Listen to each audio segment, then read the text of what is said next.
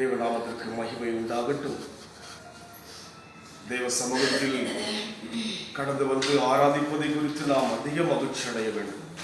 தேவ சமூகத்தை குறித்தான ஒரு பொருட்டு, ஒரு மேன்மை குறித்து இன்னும் தேவ ஜனங்கள் அறியாமல் இருப்பது வேதனைக்குரிய ஒரு காரியமாகும். தேவ ஜனங்கள் என்று சொல்கிற நாம் தேவ சமூகத்துக்கு தேடி வராமல் இருப்போம் என்று சொன்னால் நிச்சயமாகவே நம் தேவைகளை அதிகமாய் சந்திப்பதை, நாம் அதிக விதமான சங்கடங்களை பார்க்க வேண்டியதாக இருக்கிறது. தேவனை தேடுகிற ஒரு வாஞ்சை நமக்குள் வர வேண்டும். வருஷங்கள் கடந்து கொண்டே இருக்கிறது.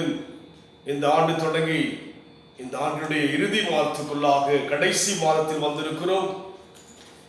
தேவனுடைய அழைப்பும் தேவ உறவை இன்னும் அதிகமாக தெரிந்து கொள்ளாமல் இருக்கிறோம். இந்த ஆண்டிலே தேவன் கொடுத்த வாக்குத்தத்தம் கர்த்தருடைய மகிமை உண்மையில் உதித்தது என்று சொல்லி தொடர்ச்சியாக மகிமை குறித்தே தேவன் பேசிக்கொண்டு வந்தார். இந்த கடைசி மாதத்திலும் கூட அப்போஸ்தலனாகிய பவுல் ரோமருக்கு எழுதிய நிருபம் 5ஆம் அதிகாரம் 2ஆம் வசனம், ரோமர் 5:2.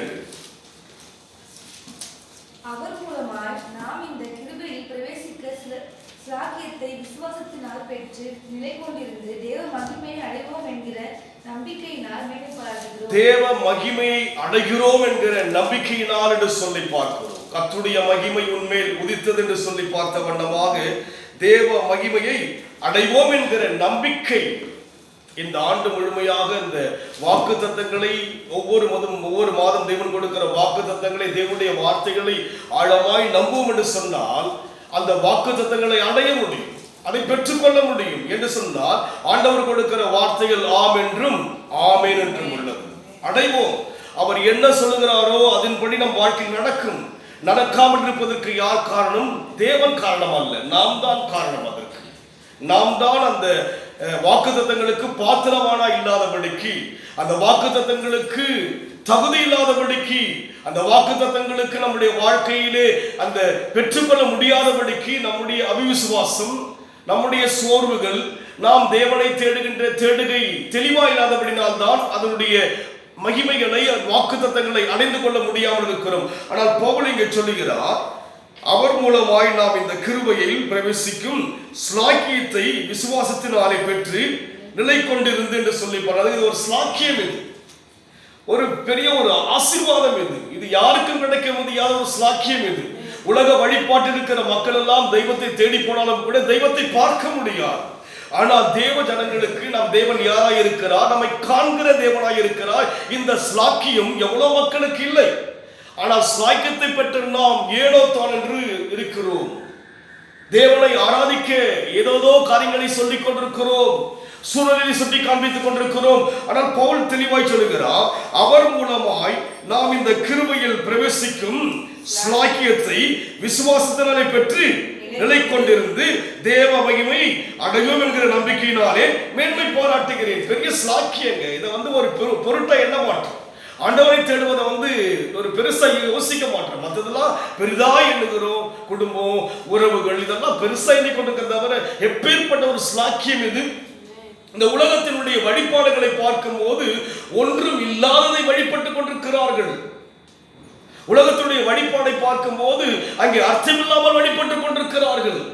ஆனால் தேவனுடைய வாழ்க்கையிலே இந்த ஸ்லாக்கியத்தை தேவன் கொடுத்த போதிலும் கூட, அதை மறுபடியும் வாசிப்போம். அவர் மூலமாய் நாம் இந்த கிருபையில் பிரவேசிக்கும் ஸ்லாக்கியத்தை விசுவாசத்தினால் பெற்று, எவர் மூலமாக? அதற்கு முன் வாசத்தில் பார்க்கிறோம், இயேசு கிறிஸ்துவின் மூலமாக தேவனிடத்திலே சமாதானத்தை பெற்றிருக்கிறோம். அவர் மூலமாக, அதுங்க யார் மூலமாக? இயேசுவின் மூலமாக. இயேசுவின் மூலமாக இந்த உலகத்தை உண்டாக்கின தேவனை ஆராதிக்கின்ற ஸ்லாக்கியத்தை பெற்றிருக்கிறபடினாலே அந்த தேவ மகிமை செய்ய முடியும். அடைவோம் என்கிற நம்பிக்கை. மகிமை அடைவோம்.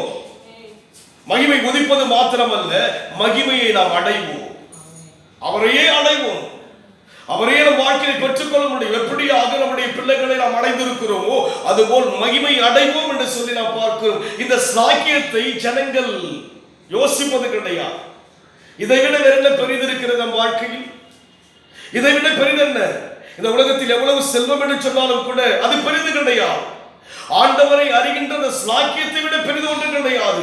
ஆனால் அந்த ஸ்லாக்கியத்தை அநேகர் அசட்டையா எண்ணிக்கொண்டிருக்கிறார்கள். தேவ காரியத்தை லேசா எண்ணுகிறோம். வழிபடுகிற விதம், தேவனை தேடுகிற விதம் கருத்தில்லாமல் இருக்கிறது. இங்க பவுல் எவ்வளவு அருமையா சொல்லுகிறார், அவருக்குள் நாம் இந்த கிருபையில் பிரவேசிக்கும் ஸ்லாக்கியத்தை விசுவாசத்தினாலே பெற்று நிலை கொண்டிருந்து தேவனுடைய மகிமையை அடைவோம் என்கிற நம்பிக்கை என்று சொல்லி பார்க்கிறோம். இந்த ஸ்லாக்கியம், இதை விட ஒரு பெரிய ஆசீர்வாதம் உலகத்தில் ஒன்றும் கிடையாது. உலகத்தில் எவ்வளவுதான் செழிப்பு, ஆசி, அந்தஸ்து, அழகு எல்லாம் இருந்தாலும் கூட தேவனை அறிகின்ற ஸ்லாக்கியத்தை போல வேறு ஒன்றும் கிடையாது. இவ்வளவு பெரிய ஸ்லாக்கியத்தை நம்ம என்ன செய்கிறோம்? அற்பமாக எண்ணுகிறார். இதற்கு கவனம் செலுத்துவதே கிடையாது. இதை குறித்து யோசிப்பதே கிடையாது. ஸ்லாக்கியத்தை இழந்து விடுகளாய் ஜனங்கள் இருக்கிறார்கள். நம் வாழ்க்கையிலே இந்த ஸ்லாக்கியத்தை தேவன் கொடுத்திருக்கிறார். அதனால் தேவனுடைய தேவ மகிமையை அடைவோம் என்கிற நம்பிக்கை போது வரங்க. அது ஒரு மேன்மையா எண்ணினால்தான் தேவ மகிமையை அடைய முடியும். தேவ தொடுதலை புரிந்து கொள்ள முடியும். தேவ நடத்துதலை தெரிந்து கொள்ள முடியும். தேவன் இருப்பதை உணர்ந்து கொள்ள முடியும். இன்றைக்கு தேவன் இருப்பதை நம்மால் உணர்ந்து கொள்ள முடியாமல் இருப்பதினால்தான் நம்முடைய தேவனை வழிபடுகிற ஆராதிக்கிற விதங்கள் அர்த்தமில்லாமல் இருக்கிறது, போலியாய் இருக்கிறது, கவனம் இல்லாமல் இருக்கிறது, பயம் இல்லாமல் இருக்கிறது, உண்மை இல்லாமல் இருக்கிறது, உறுதி இல்லாமல். காரணம் என்ன? அவருடைய மகிமையை நாம் அடையவில்லை. அந்த ஸ்லாக்கியத்தை பெரிதா எண்ணுவது கிடையாது. ஏதோ இதை விட பெரியது என்ன நம்ம வாழ்க்கை சந்திக்க போறோம் யோசிக்கிறோம். இல்ல அல்ல, இவர் தான் பெரியவர். இவரை விட ஒரு பெரிய காரியத்தை இந்த உலகத்தில் பார்க்க முடியாது. பணமே இருந்தாலும் கூட இது இந்த தேவனுக்கு ஈடானது பணம் கிடையாது. இவருக்கு நிகரானவர் ஒன்று கிடையாது.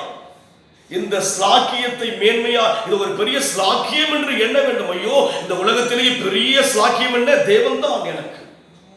அவர்தான் எனக்கு பொக்கிஷம், அவர்தான் எனக்கு உயிர், அவர்தான் எனக்கு உறவு என்று இவர் எவ்வளவு பெரிதாக எண்ணுகிறோமோ அங்கே சொல்லுகிறார் ஸ்லாக்கியம். இது உதாசீனப்படுத்துகிற மக்களாய் இருக்கிறோமே. ஆண்டவர் எப்படி யோசிப்பார்? யோசித்து பாருங்கள். தேவனுடைய இதயம் எப்படி யோசிக்கும்? எப்பேற்பட்ட ஸ்லாக்கியத்தை தேவன் கொடுத்திருக்கிறார். ஒரு சில பிள்ளைகளை வளர்க்கும் போது ஒரு பெரிய குடும்பத்தில் வளர்ப்பார்கள். பெரிய செல்வசியமான வளர்க்கும் போது சொல்லுவாங்க, எவ்வளவு பெரிய ஸ்லாக்கியம் இருக்கு, அவங்களுடைய வீடு என்ன, அவங்களுடைய அந்தஸ்து என்ன சொல்லி பெருமையை பேசும் அல்லவா. எவ்வளவு பெரிய ஸ்லாக்கியம் பெற்றிருக்கிறாங்க, எங்க வாழ்க்கைலாம் கஷ்டப்படுகிறோம் சொல்லி யோசிப்போம் அல்லவா, சொல்வாங்க அல்லவா. அது போல நமக்கு இந்த ஸ்லாக்கியத்தை தேவன் கொடுத்த போதிலும் கூட மகிமை அடையாமல் இருக்கிறோம். இந்த ஆண்டு மகிமை உதித்ததா? நான் உணர்ந்தேன் மகிமை உதித்ததை. எனக்குள் உணர்ந்தேன். இந்த ஆண்டை முடிக்க போகிற எனக்குள் நன்றாய் உணர்ந்தேன் மகிமை உதித்தது. அதனால்தான் இந்த உலக ரீதியான இந்த நோயினால் தாக்கப்பட்ட போதிலும் கூட தேவன் நம்மை பாதுகாத்தார். அவர் செட்டையின் கீழ் ஆரோக்கியம் உண்டு. நீதியின் சூரியன் மேல் உதிக்கும். அவர் செட்டையின் கீழ் அவருடைய மகிமை அடைவதற்காக தான் நம்மை அழைத்திருக்கிறார். ஏதோ பார்ப்பதற்கல்ல, அவரை அடைவதற்காக. ஆனால் இந்த காரியம் ஸ்லாக்கியத்தை நாம் புரியாமல் இருக்கிறது. இதனுடைய வேல்யூஷன் நமக்கு தெரியல, புரியல. இதை விட வேல்யூ என்ன இருக்குன்னு உலகத்துல தெரியல. மற்றவங்க தேவனை தேடாம வேற எதை தேடுறாங்க, அதுல என்ன இருக்குன்னு தெரியல. எனக்கு தெரியவில்லை.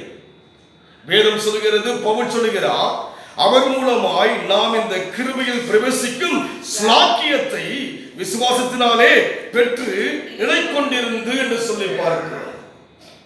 அவருக்குள் போவதே பெரிய பாக்கியம். அவர் பாடுவதே ஒரு பெரிய ஸ்லாக்கியம்.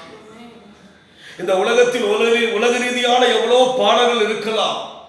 ஜனங்கள் எல்லாம் அந்த பாடல்களை கண்டு மயங்கலாம், அதிலே ஈர்க்கப்படலாம். ஆனால் அவரை நாம் பாடுகிறோம் அல்லவா, இதை விட ஸ்லாக்கியம் ஒன்றும் கிடையாது. அவரை துதிக்கிறோம் அல்லவா, இதை விட உலகத்தில் பெரிது ஒன்று கிடையாது. இதை தேவ ஜனங்கள் புரியாமல் இருக்கிறார். உலகம் புரியாமல் இருந்தால் அதை குறித்து பாரம் அல்ல, தேவ ஜனங்களே புரியாமல் இருக்கிறார்களே. வருஷம் போகிறது அல்லவா, வருஷத்தினுடைய கடைசி மாதம் வந்து விட்டோம் அல்லவா. இந்த வருஷமானது ஒரு விரக்தியாய் அல்லவா தேவ ஜனங்களுக்கு போய்விட்டது. இவ்வளவு பெரிய ஸ்லாக்கியத்தை பெற்ற போதிலும் கூட நாம் சோர்வோடு கூட வல்லவா இருக்கிறோம். நம் வாழ்க்கையில் தேவ மகிமை செய்யும்படியாக கண்டடைவோம், தேவ மகிமை அடைவோம் என்கிற நம்பிக்கை. தேவ மகிமை அடைவேன், தேவ மகிமை அவருடைய முழுமையும் நான் அடைவேன். அவர்கள் முழுச எனக்கு தான். உங்களுடையது உங்கள் பிள்ளைகளுக்கு, உங்களுடைய அத்தனை பிள்ளைகளுக்குங்க. அதுதான் நியமம். அது போல அண்ட சராசரியில் உருவாக்கின தேவனுடைய மகிமை அத்தனையும் நமக்கு தான். புரியாம இருக்கிறோம். உலகத்தை தேடிட்டு இருக்கிறோம், உறவை தேடிட்டு இருக்கிறோம், அதை தேடிட்டு இருக்கிறோம், இதை தேடிட்டு இருக்கிறோம், ஓடிக்கொண்டே சலித்துக் கொண்டே இருக்கிறோம். ரகசியம் தெரியவில்லை, ரகசியம் தெரியவில்லை. அதே அப்போஸ்தலனாகிய பவுல் எபேசியரில் எழுதுகிறார். எபேசியரின் புத்தகம் நிருபம் 1ஆம் அதிகாரம், எபேசியர் 1:14.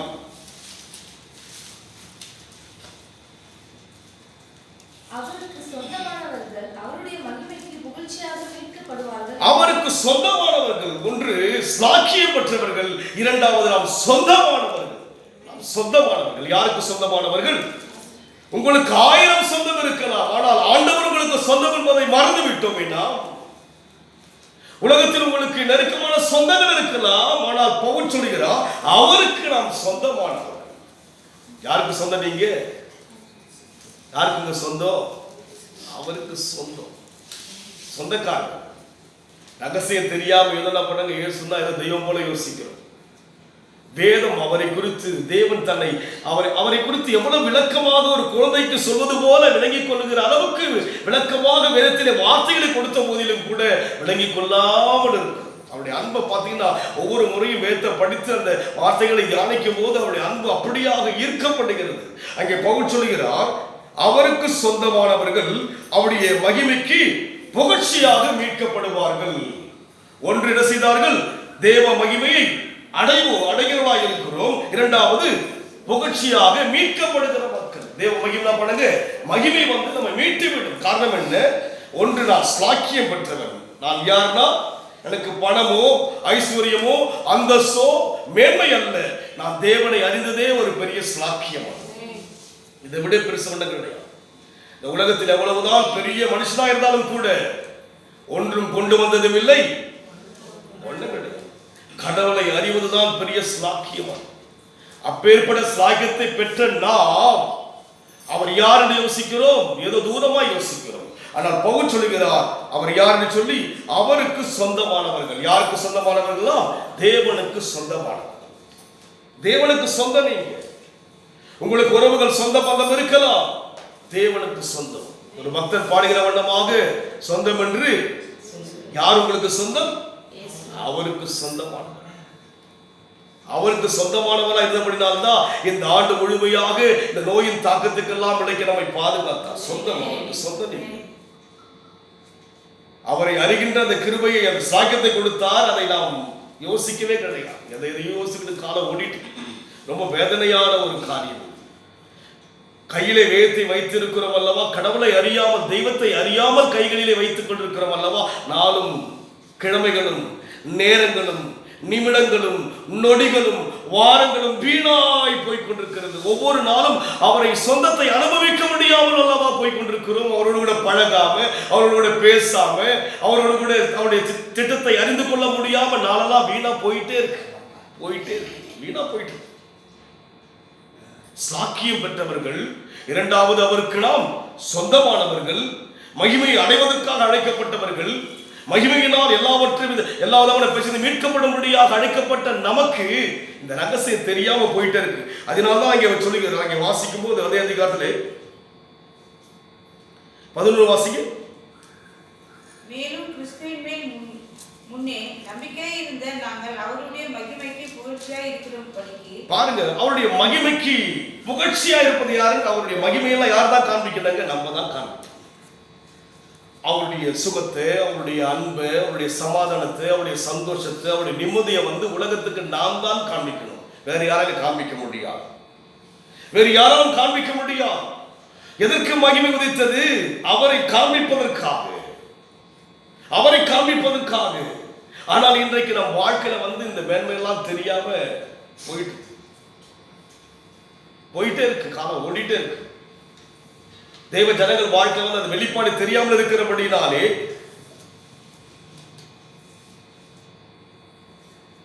10 வாசிங்க ப்ளீஸ். தமக்குள்ள தீர்மானித்திருந்த தம்முடைய தயவுள்ள சித்தத்தின் ரகசியத்தை எங்களுக்கு அறிவித்தார். தயவுள்ள சித்தத்தின் ரகசியம் என்னதுங்க? ரகசியம் ஒரு ஸ்லாக்கியம். அவரை அறிந்ததே ஒரு பெரிய ஸ்லாக்கியம். இது அநேகருக்கு தெரியாமல பண்றாங்க, மற்றதெல்லாம் பெருசா யோசிக்கிறேன். என்ன பண்ணாங்க? உலக ரீதியான ஐஸ்வர்யங்கள், உலக ரீதியான பிரச்சனைகளை எல்லாம் பெரிதாக எண்ணுகிறார்கள். கர்த்தரின் பாரத்தை வைத்து விடு. அவரிடத்தில் வந்து பாரத்தை வைக்க வேண்டாமாக தாங்களே பாரங்களை சுமந்து கொண்டு மற்றவர்கள் சுமப்பார்கள் யோசிக்கிறார்கள். ஒருவரால் உங்கள் பாரத்தை சுமக்க முடியாது. உலகத்தின் பாவத்தையே சுமந்தவர் அவர். நம்முடைய மெய்யாகவே நம்முடைய பாடுகளை ஏற்றுக்கொள்கிறவர் அவர். இன்றைக்கு நம்முடைய வாழ்க்கையில் இப்பேற்பட்ட ஸ்லாக்கியத்தை, அவரோடு கூட உறவாடும்படியான ஒரு பாக்கியத்தை, அந்த ஒரு வேல்யூ, அந்த ஒரு கிருபையை தேவன் கொடுத்த போதிலும் கூட அவர்கிட்ட பழகாம என்ன பண்றோம்? நான் மனுஷங்கிட்ட அல்லவா பாரங்களை பகிர்ந்து கொண்டிருக்கிறோம், பிரச்சனையை சொல்லிட்டு இருக்கிறோம். நம்முடைய நேரமெல்லாம் உறவுகள், நட்புகள் பிரச்சனைகளுக்குள்ளாகவே கடந்து போய் கொண்டிருக்கிறது. ஆண்டின் கடைசிக்கு வந்திருக்கிறோம். மாதத்தினுடைய இந்த ஆண்டுடைய கடைசி மாதம் வந்திருக்கிறோம். இன்னும் புரியவில்லை நமக்குள்ளாக வேதம் எவ்வளவு விவரமாக தன்னை காண்பிக்கிறது. வேதத்தில் தேவன் தன்னை எவ்வளவு விவரமாய் காண்பிக்கிறார். மனுஷனுடைய உள்ளத்தில் இருக்கிற காரியத்தை புரிந்து கொள்ள முடியாது. என்ன யோசித்து பேசுறது உங்களுக்கு தெரிந்து கொள்ள முடியாது. ஆனால் விவரமாக மனதில் இருக்கிற அத்தனையும் கொட்டி தீர்த்தந்தான் வேத புத்தகம். மனதில் என்னவெல்லாம் தேவன் யோசித்தாரோ அதையெல்லாம் வேதத்தில் கொடுத்து விட்டார். தேவ ஜனங்கள் பயப்பட வேண்டிய அவசியம் அல்ல. நாம் யார்? தேவனை அறிகின்ற ஸ்லாக்கியம் பெற்றவர்கள். இரண்டாவது, நாம் அவருடைய சொந்த ஜனங்கள். அவருடைய மகிமை அடைவதற்காக அழைக்கப்பட்டிருக்கிறோம். அவருடைய மகிமை புகழ்ச்சியாக்கும்படி அழைக்கப்பட்டிருக்கிறபடினாலே ரகசியத்தை தெரிந்து கொள்ள முடியாமல் இருக்கிறோம். ஓடிட்டே இருக்கு காலங்கள், வீணாய் முடிகிறது. வசனங்களை வாசிக்கும் போது, ஆண்டவர் சொல்லுகிற காரியங்களை தியானிக்கும் போது எவ்வளவு சந்தோஷம் மனதிலே பாரமெல்லாம் விழுகிறது. இன்றைக்கு அநேக தேவ ஜனங்கள் என்று சொல்லுகிற ஒவ்வொருடைய உள்ளத்துக்குள் எவ்வளவு பாரங்கள் அழுத்துகிறது. பாரம் அழுத்தி அழுத்தி அழுத்தி பல நோய்களை உண்டாக்கி கொண்டிருக்கிறது, திகிலை உண்டாக்கி கொண்டிருக்கிறது, எதிர்கால பயத்தை உண்டாக்கி கொண்டிருக்கிறது. ஆண்டவர் எல்லாவற்றையும் நமக்காய் உண்டாக்கி வைத்திருக்கிறார். அதே அதிகாரம் 4ஆம் வசனம் வாசிக்கும் போது அங்கே சொல்லப்படுகிறது, எபேசியர் 1:4, நாம் அன்பில் பரிசுத்தம் உள்ளவர்களும் குற்றம் இல்லாதவர்களுமாய் இருப்பதற்கு அவர் உலக தோற்றம் முன்னே கிறிஸ்துவுக்குள் நம்மை தெரிந்து கொண்டார். எப்போது தெரிந்து கொண்டாரோ? உலக தோற்றத்துக்கு முன்னே தெரிந்து கொண்டார். யாருக்குள் தெரிந்து கொண்டார்? கிறிஸ்துவுக்குள் நம்மை தெரிந்து கொண்டார். எப்படி விளக்கம் கொடுக்கப்பட்டிருக்கிறது? எப்ப தெரிஞ்சுக்கிட்டாருங்க? நீங்க ஒரு 2 வருஷம் முன்னாடி வந்து நீங்க அப்பதான் வந்திருப்பீங்க. பட் அவர் எப்ப தெரிஞ்சுக்கிட்டாருங்க? உலகம் உண்டாவதுக்கு முன்பாகவே கிறிஸ்துவுக்குள். யாரங்க பார்த்தாருங்க?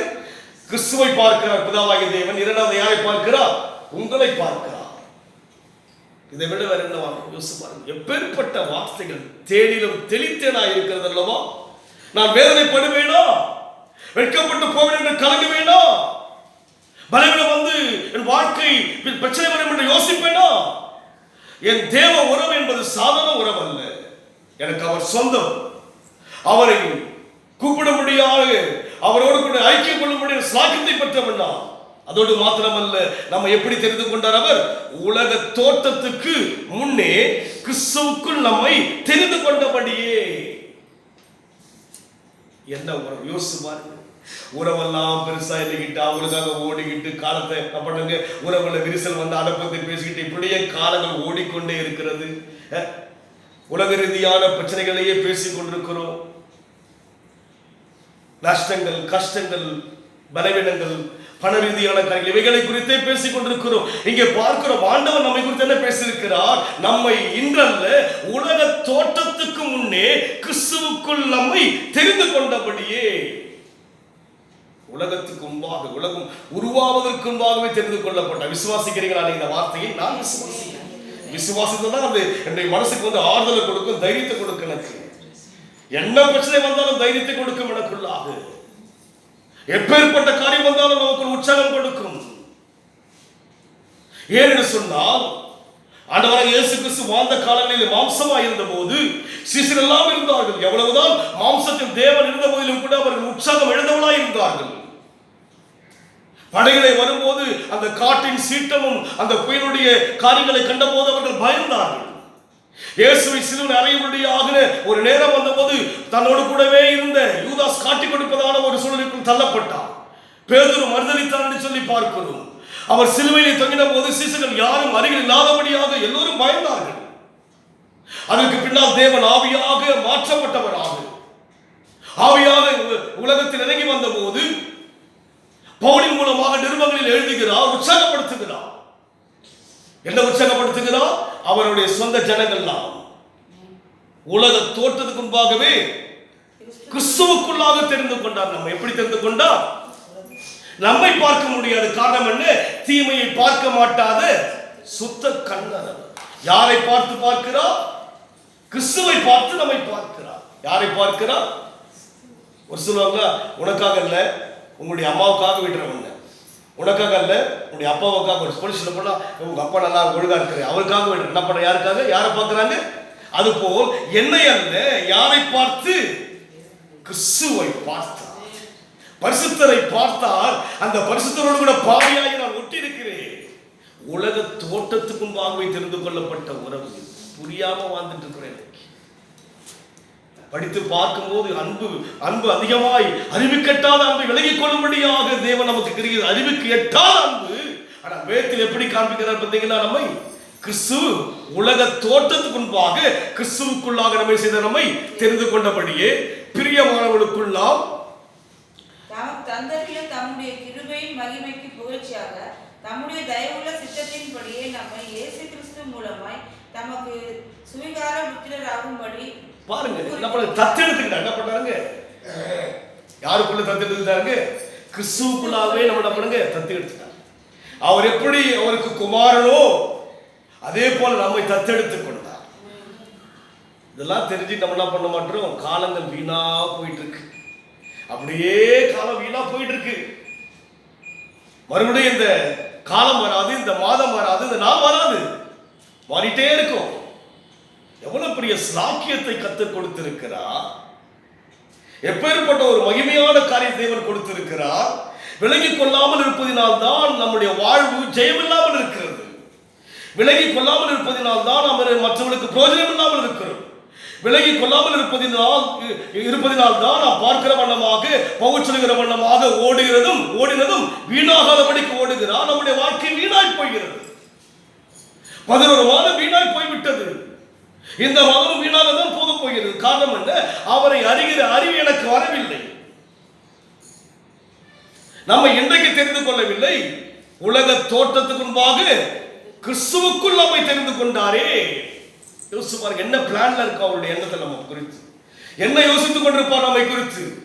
தாவீதை குறித்து அவன் தகப்பனாக ஈசா யோசிக்கிறான். ஆடு மேய்க்கிறவனாக யோசிக்கிறான்.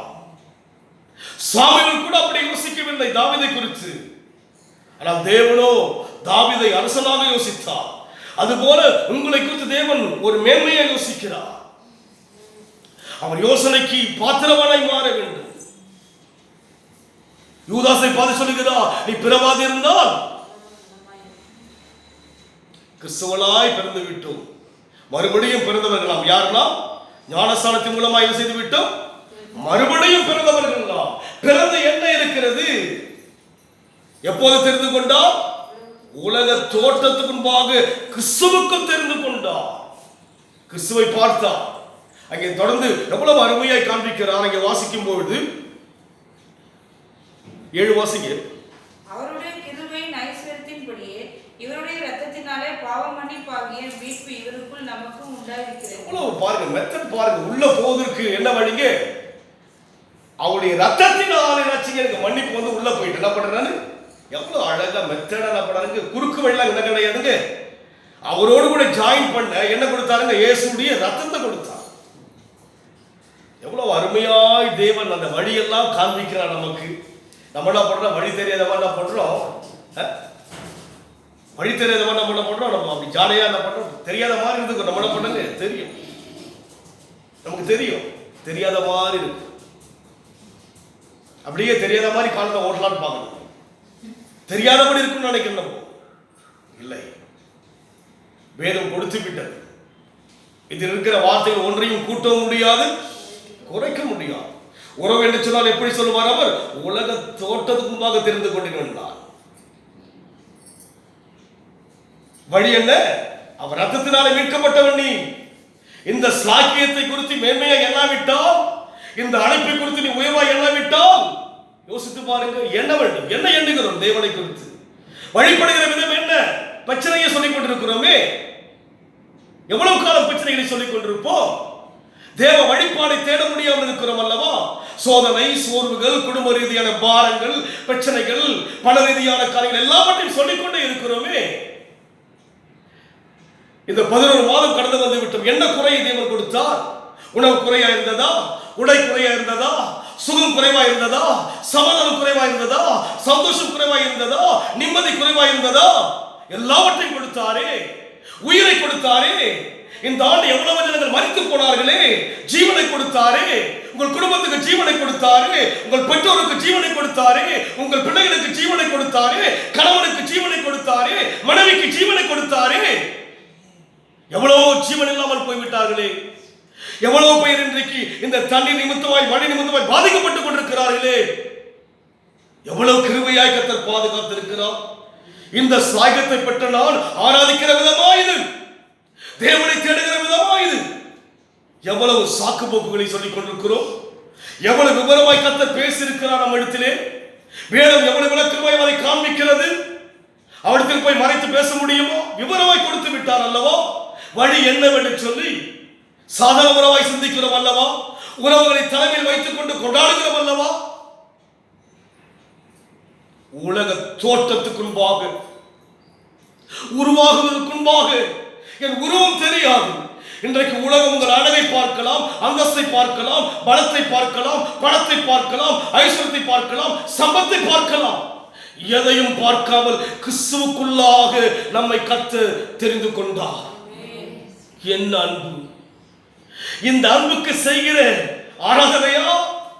இந்த அன்புக்கு செய்கிற தேடுகையா இது? யோசித்துப்பா. ஆண்டவருடைய வசனங்களை பார்க்கும்போது இருதயம் உடையும்படியாய் மாற வேண்டும்.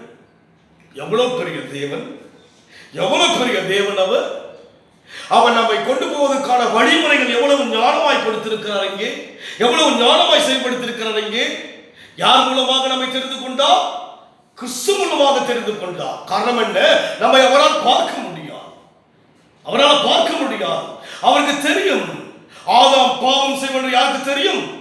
அதனால்தான் உலக தோற்றத்துக்கு முன்பாக, ஆதாமை உண்டாக்குவதற்கு முன்பாக தான் அந்த வார்த்தையின் அர்த்தம். உலக தோற்றத்துக்கு முன்பாகவே கிறிஸ்து இருந்திருக்கிறார். உலகம் இன்றைக்கு கிறிஸ்துவை 2000 வருஷங்களாக ஒரு தெய்வமாய் யோசிப்பார்கள். அல்ல, அவரே தெய்வம், அவரே தேவன். புரியாம இந்த ஸ்லாக்கியம் தெரியாமையே நம்ம வாழ்க்கை போகும். அதெல்லாம் பெருசா தோணும். உறவெல்லாம் அந்த இதெல்லாம் பெரிய பெரியதான். அதற்கு அப்படியே மெய்மயங்கி போயிடுறோம் மற்ற காரியங்களுக்கு. இவரை ஆண்டவருடைய சமூகத்துக்கு வருவதைக்கு தான் யோசித்துக் கொண்டிருக்கிறோம். எபேசியர் 2ஆம் அந்த 1ஆம் அதிகாரம் படிச்சு போது அருமையா இருக்கிறது. படிச்சு எவ்வளவு ரகசியமா எவ்வளவு முறை படித்திருக்கிறேன். ஆனா இந்த முறை அதை படித்து பார்க்கும் போது எவ்வளவு விளக்கமாய் பேசுகிறார் தேவன். அவருடைய அன்பை எடுத்து காண்பிக்கிறார்.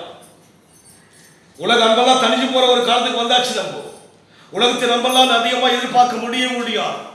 கடைசி நாட்டில் அன்பு தனிந்து போகும் தான் சொல்லிட்டார். வீடுகளுக்குள்ளே பிரச்சனை வரும். மகனுக்கும் தாய்க்கும் வரும், தகப்பனுக்கும் மகனுக்கும் வரும், கணவனுக்கும் மனைவிக்கும் வரும் என்று சொல்லி வேதம் சொல்லியிருக்கிறது. சத்ரு யார் தான்? வீட்டார். தேவ உறவு சாதனமான உறவு அல்ல.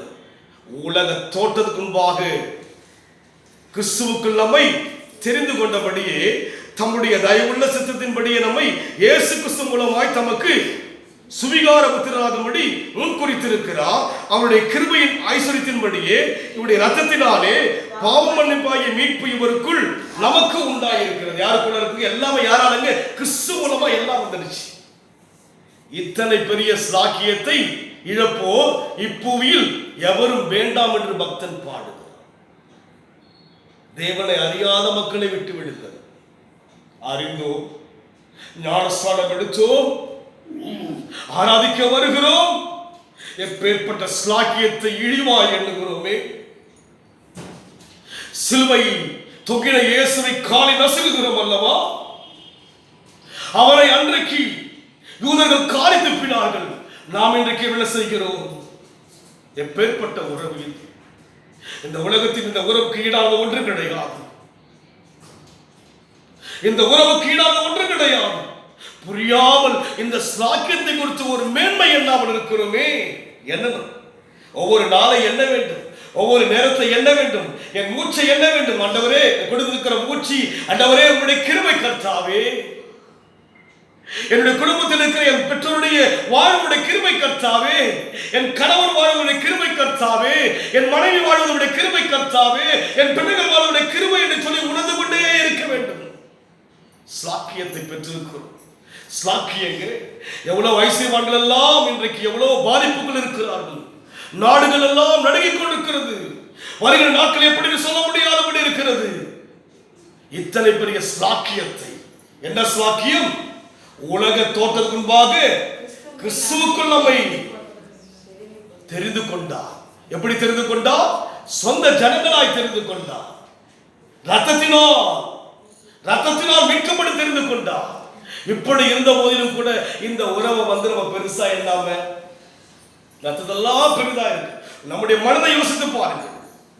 நம்முடைய உள்ளத்துக்குள் தேவன் எவ்வளவு எப்படி இருக்கிறார் என்று யோசித்து பார்க்க வேண்டும். அந்த உறவை பாருங்க. மற்ற உறவெல்லாம் அடுத்தது. ஒரு குழந்தை உறவு நல்லதுதான்.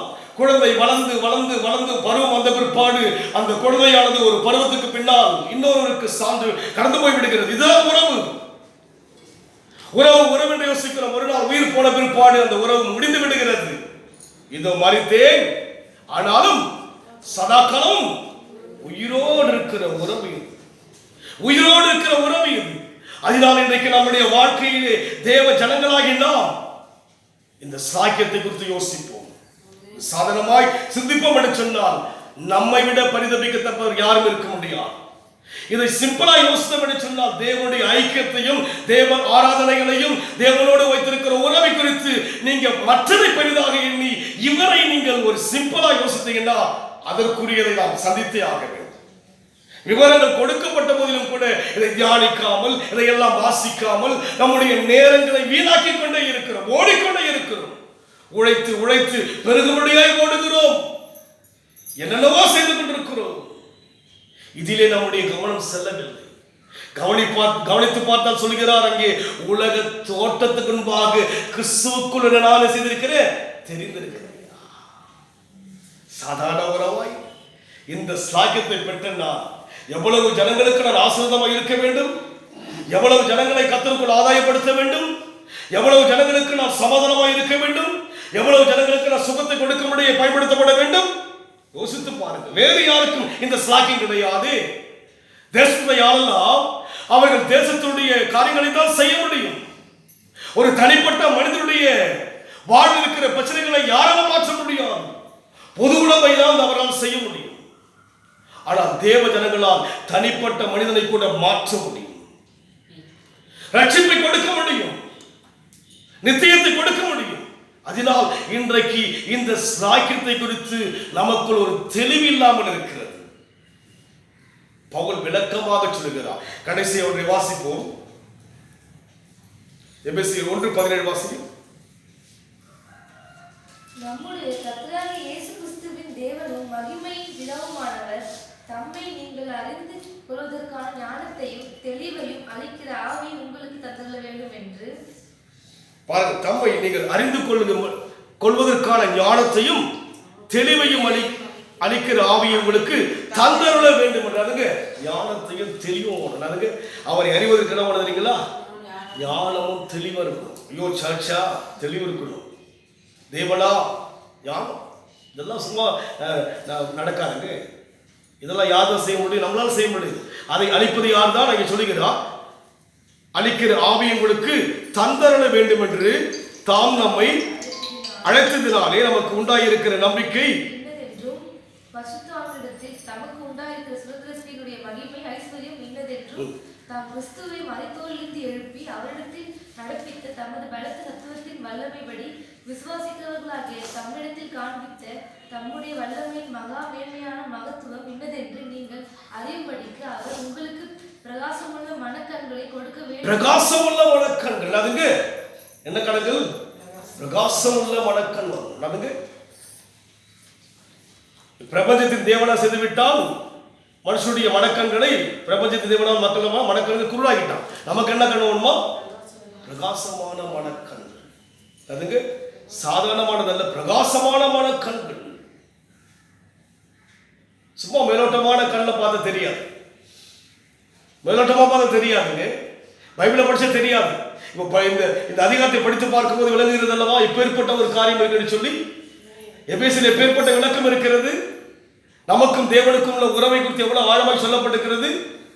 பிரகாசமான மனக்கண்கள் திறக்கப்பட வேண்டும். சாதாரணமாய் நம்ம தேவனை அறிந்து கொள்ள முடியவே முடியாது, கண்களால் பார்க்க முடியாது. மனக்கண்கள், சாதாரணமான மனக்கண்கள், பிரகாசமான, குழப்பமில்லாத மனம், தடுமாற்றம் இல்லாத மனம், பயம் இல்லாத மனம், பாரம் இல்லாத மனம், பாவம் இல்லாத மனம், வஞ்சகம் இல்லாத மனம், சூது இல்லாத மனம், கசப்பு இல்லாத மனம், எல்லாம் நீக்கப்பட்டு உள்ளே பிரகாசம். எழுப்பி பிரகாசி, உன் ஒளி எங்கே பிரகாசம்? மனதிலே பிரகாசம். மனதுக்குள்ளே பிரகாசம் வர வேண்டும். மனம் முழுமையாக மனக்கண்கள் பிரகாசத்தோடு இருந்தால்தான் இந்த வேதத்துடைய தேவனை பார்க்க முடியும். இல்லாவிட்டால் மதம் இது மதம், ஒரு மதம் தான், ஒரு சாதாரண ஒரு மதமாகத்தான் இருக்கு. இந்து மதம், பௌத்திய மதம், முகமதிய மதம் என்பது போல ஒரு மதம் தான் இது. பிரகாசமான மனக்கண்கள் திறக்கப்பட்டால்தான் அவர் உறவு என்ன, எனக்கும் தேவனுக்கும் வந்த அந்த உறவினுடைய அளவு என்ன, அர்த்தம் என்ன, அவருடைய அன்பு என்ன, எனக்குள் என்ன எதிர்பார்க்கிறார், என்னை எதற்காக தேவன் தெரிந்து கொண்டார், எதற்காக சபையின் ஆராதனைகள், எதற்கு இந்த ஒழுங்குகள், இது ஒரு டைம் பாஸ்க்காகவா? யோசிச்சு பாருங்க. ஒரு பாரம்பரிய ஆராதனைக்காகவா? தேவனுடைய சட்டம், தேவனுடைய திட்டங்கள் எல்லாம் ஒரு சின்ன சபைதான், ஆனால் தேவ திட்டம் என்று நான் விசுவாசிக்கிறேன். நான் பிரபலமான ஒரு பெரிய ஊழியக்காரர் அல்ல, ஆனால் தேவ திட்டத்தில் நான் இருக்கிறேன். இன்னைக்கு கர்த்தர் என்னை இன்றைக்கு அல்ல, உலக தோற்றத்துக்கு முன்பாக கிறிஸ்துவுக்குள் என்னை தெரிந்து கொண்டால் நான் விசுவாசிக்கிறேன். நான் தேடி வரும் ஜனங்களுக்கு பிரசங்கிக்கிறேன், அதை தேவ ஜனங்களுக்கு பிரசங்கிக்கிறேன். நான் அதனால் என்ன நம்முடைய வாழ்க்கையில் வர வேண்டும்? பிரகாசம் உள்ள மனக்கண்களை கொடுக்க வேண்டும் என்று வேண்டிக் கொள்கிறேன். பார்த்தீங்களா, பவுல் சொல்றாரு, உங்களுக்கு தெரியணுங்க, உங்க மனசு இருக்கணும், பிரகாசம் உள்ள மனக்கண் இருக்கணும். உங்களுக்கு மனசு அப்படியே மனசுக்குள்ள நீங்க எதையோ யோசனை என்ன பண்ண முடியாது. இந்த பைபிளுடைய அர்த்தம் தெரியவே தெரியாது. தட்டுங்கள போது உங்களுக்கு, கேளுங்கள போது உங்களுக்கு, இப்படித்தான் தெரியும், வேற ஒன்றும் தெரியாது, வேற ஒண்ணுமே தெரியவே தெரியாது. தட்டியிருந்தாங்கணும், கேட்டிருந்தாங்கணும், நடக்காது. அவருக்கும் எனக்கும் உள்ள உறவு என்ன என்று அறிந்து, எனக்கும் அவருக்கும் உள்ள ஐக்கியம் என்னவென்று புரிந்து நான் தட்டும் போது எல்லாவற்றையும் தேவன் திறப்பார். வானத்தின் மதகுகளை தேவன் திறப்பார். இயற்கையில எல்லாவற்றையும் மாற்றுவார். எலியா தேவனுடைய ரகசியங்களை அறிந்தபடினாலே, தேவனுக்கும்பாக எப்போது நிற்கிற மனுஷனாக இருந்தபடினாலே அவனால் 3.5 வருஷம் வானம் அடைக்கப்பட்டது. சரிங்களா? அறிந்தார்கள் அவர்களெல்லாம். அதுபோல் இன்றைக்கு நம்முடைய வாழ்க்கையிலே அறியும்படியாக தொடர்ந்து வாசிங்க. எல்லா துயரத்துக்கும், அதிகாரத்துக்கும், வல்லமைக்கும், கர்த்தத்துவத்துக்கும் இம்மையில் மாத்திரமல்ல மறுமையிலும் பேர் பெற்றிருக்கும் எல்லா நாமத்துக்கும் மேலே அவர் உயர்ந்திருக்கத்தக்கதாக. யாருங்க அவர் உயர்ந்துட்டார்? யார் உயர்ந்தாருங்க? தேவன் உயர்ந்துட்டார். எல்லாவற்றுக்கும் மேலாக கர்த்தர் உயர்ந்துட்டார். அவர் தான் உயர்ந்தவர். இயேசு தான் உயர்ந்தவர். இந்த உலகத்தில் யாரும் கிடையாது. இந்த உலகத்தில் அவர் ஒருவர் தான் பெரியவர். அவருடைய பிள்ளைகள் தான். அவர் மூலமாய் நம்ம தேவன் தெரிந்து கொண்டபடினால், அவர் ரத்தத்தினால் நம்ம மீட்டபடியினால், ஆவியா நமக்குள் வாசம் அணுகிறபடினால் நம்முடைய மனக்கண்களை பிரிக்க வேண்டும். பிரகாசமுள்ள மனக்கண்ணா இருக்கும். அதுக்கு மனசு இருக்கிற பிரகாசமா இருக்கும். மனசுக்குள்ள பயமோ, குழப்பமோ, தடுமாற்றமோ, வஞ்சகமோ, சூதோ இவை எல்லாம் இல்லாதபடி பிரகாசமா இருந்தாதான் இந்த பைபிள், இந்த வேதத்தில் இருக்கிற தெய்வத்தை பார்க்க முடியும். மனக்கண்களுக்குள் பல குழப்பத்தோடு இருந்தால் தெய்வத்துடைய தன்மையை பார்க்கவே முடியாது. யாரா இருந்தாலும் சரி, ஒரு சாதாரண மனுஷனுடைய மனக்கண்கள் பிரகாசமை மாறினால் தெய்வத்தை பார்க்க முடியும். ஒரு ஐஸ்வர்யானும் ஒரு தரித்திரம் மறிக்கிறார்கள். இருவரும் ஒரே நாள் மறிக்கிறார்கள். தரித்திரம் எங்க இருக்கிறாங்க? ஆபிரகாமுடைய மடியிலே படுத்துக் கொண்டிருக்கிறார். ஐஸ்வர்யான் எங்க இருக்கிறார்? அக்கினி கடலில் தள்ளப்பட்டிருக்கிறார், நரகத்தில் இருக்கிறார். எரிகின்ற அக்னியில் இறங்கி கொண்டிருக்கிறார். அது போல ஒரு ஏழையினுடைய மனக்கண்கள் பிரகாசமாக இருந்தால் இயேசுவை பார்க்க முடியும். ஐஸ்வர்யனாய் இருந்து கூட மனதிலே பிரகாசம் இல்லாவிட்டால் பணத்தினால் இயேசுவை யாராலும் பார்க்க முடியவே முடியாது. ஒரு எளியவன் மனக்கண்கள் பிரகாசமாய் இருந்தால் தெய்வத்தை முழுமையாய் பார்க்க முடியும். சிரிப்பதை பார்க்க முடியும், பார்ப்பதை பார்க்க முடியும், அழுவதை பார்க்க முடியும், வைராக்கியத்தை பார்க்க முடியும், அவர் சித்தத்தை பார்க்க முடியும், எல்லாவற்றையும் பார்க்க முடியும். ஆகா சொல்கிறார், நீர் என்னை காண்கிற தேவன் என்று சொல்லு. பைபிளை கையில வச்சதால தேவனை அறிந்து கொள்ள முடியாது. இந்த ஆராதனைக்கு ஏதோ ஒரு வழக்கத்துக்கு வருவதோ பழக்கத்துக்கு போவதனால் அறிந்து கொள்ள முடியாது. அவர் என்ன வேண்டுகிறார்? உங்களுடைய மனக்கண்கள் செய்யும்படியாக பிரகாசம் உள்ள மனக்கண்களை உங்களுக்கு கொடுக்க வேண்டும் என்று வேண்டிக் கொள்கிறேன். 18 வாசிக்க மறுபடியுமாக. தாம் நம்மை அழைத்ததினாலே நமக்கு உண்டாயிருக்கிற நம்பிக்கை இன்னதென்றும் பரிசுத்தவான்களிடத்தில் தமக்கு உண்டாயிருக்கிற சுதந்திரத்தினுடைய மகிமையின் ஐஸ்வர்யம் எல்லாம் என்னன்னு தெரியுங்க, என்னது தெரியுங்க. எதுக்கு சர்ச்சுக்கு வரீங்க அது தெரியணும். எதுக்கு சர்ச்சுக்கு வரீங்க என்ன பண்ணுங்க அது தெரியணும். இல்ல சர்ச் போயிட்டு வர எதுக்கு போயிட்டு வரீங்க? சர்ச்சுக்கு என்ன பண்ண எதுக்கு போயிட்டு வரீங்க? என்னவென்று தெரிந்து கொள்ள வேண்டும். நான் செய்கிற காரியம் என்னவென்று தெரிந்து கொள்ள வேண்டும். திருவிழாவில் பங்கேற்கிறோம் எதற்கு என்று தெரிந்து கொள்ள வேண்டும். ஆராதிக்கிறோம் எதற்கு என்று தெரிந்து கொள்ள வேண்டும். என்னதென்று நாம் தெரிந்து கொள்ளாம ஆராதிச்சுல மனக்கண்கள் குருடாக்கப்பட்டதாகத்தான் இருக்கும். வந்தோம் போன வாழ்ந்த அவ்வளவுதான். இயேசுவை என் வாழ்க்கையில் பார்க்காமல் நான் கிறிஸ்துவனாய் இருப்பேன் சொன்னால் அது வீணான ஒரு கிறிஸ்தவ வாழ்க்கை தான். இயேசுவை என் வாழ்க்கையில் நான் பார்க்க வேண்டும்.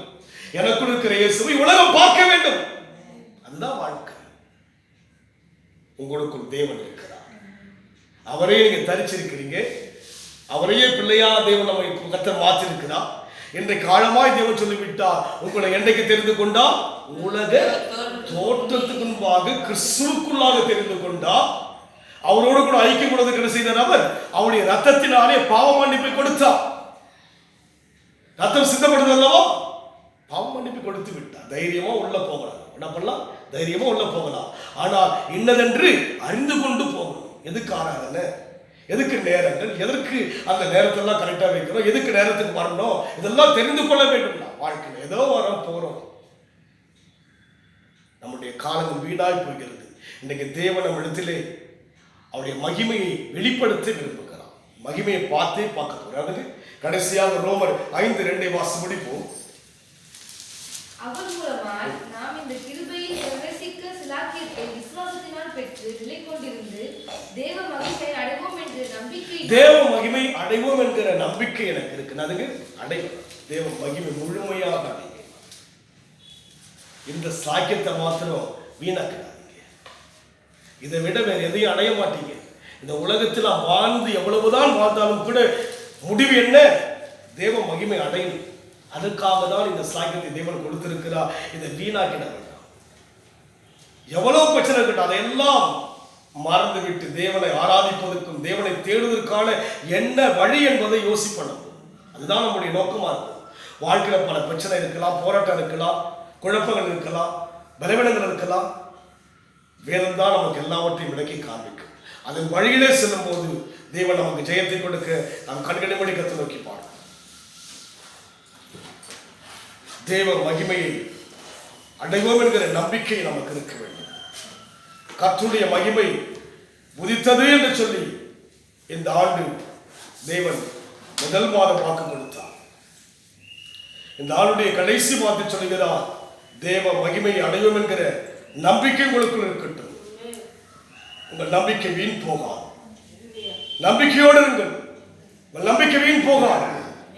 அழைத்த தேவன் சாதனமானவர் அல்ல, எல்லாவற்றுக்கும் மேலானவர். உங்கள் குடும்பத்தில் இருக்கிற பிரச்சனைகளுக்கு மேலானவர், உங்கள் பலவீனத்துக்கு மேலானவர், எப்பேற்பட்ட தடுமாற்ற நிலைமை இருக்கிற அதை விட மேலானவர் தேவன். அவர் உறவு உலக தோற்றத்துக்கு முன்பாக கிறிஸ்துவுக்குள் தெரிந்து கொள்ளப்பட்ட உறவு. கைவிட தேவன் அழைக்கவில்லை, தோற்று போக தேவன் அழைக்கவில்லை, வெட்கப்படுத்த தேவன் அழைக்கவில்லை, துக்கப்படுத்த தேவன் அழைக்கவில்லை, உயர்த்த அழைத்திருக்கிறார். அந்த ஸ்லாக்கியத்தை நான் ஒருபோதும் கனவீனமாய் யோசிக்க கூடாது. தேவனை மாத்திரம் உயர்வாய் எண்ண வேண்டும். அவருக்குத்தான் என் வாழ்க்கை என்று ஒப்புக் கொடுக்க வேண்டும். அவர்தான் என் முதல் என்று ஒப்புக் கொடுக்க வேண்டும். எல்லாவற்றையும் கர்த்தர் மாற்றுவார். இந்த ஆண்டை முடிக்க போகிறோமே என்ன என்று யோசிக்க வேண்டாம். ஆரம்பம் அற்பமாயிருந்தாலும் முடிவு சம்பூர்ணமாய் கர்த்தர் மாற்றுவார். கர்த்தருடைய மகிமை உதித்தது, மகிமை அடைவோம் என்று அடைவோம். இந்த ஆண்டு முடிவுக்குள்ளாக அடைவோம், அடைவோம், மகிமை அடைவோம், அற்புதம் பெற்றுக்கொள்வோம், வழிகள் திறக்கப்படும், காரியங்கள் வாய்க்க செய்வார். முடிய போகிறது. தேவனால் எல்லாம் கூடும். தேவனால் கூடாதது ஒன்றும் கிடையாது. அவர் செய்து முடிப்பார். இந்த ஆண்டு இறுதிக்கு வந்திருக்கிறோம் அல்லவா? இந்த மாதத்தில் தேவன் அற்புதம் செய்வார். ஆனால் ஒன்றே ஒன்று நாம் செய்ய வேண்டும். இது பெரிய ஸ்லாக்கி. இதை விட எதையும் ஒரு மேன்மையா எண்ண வேண்டாம். இதை விட மேன்மை ஒன்று கிடையாது. அதை மனதில் வைத்துக் கொள்ள வேண்டும். பிரகாசமுள்ள வணக்கங்களை தேவன் கொடுக்க முடியாது. நம்முடைய இருதயத்தில் பிரகாசமாய் இருக்க வேண்டும். தேவனே அந்த அனுபவத்தை நடத்துகிறார். ஆசீர்வதிங்க இயேசுவின் நாமத்தில் பிதாவே, ஆமென். என் ஆத்துமாவே கர்த்தரை ஸ்தோத்திரி, என் முழுமே நாமத்தை ஸ்தோத்திரி. என் ஆத்துமாவே கர்த்தரை ஸ்தோத்திரி, கர்த்தர் செய்த சகல உபகாரங்களை மறவாதே. ஆமென். ஆசீர்வதிப்பாராக.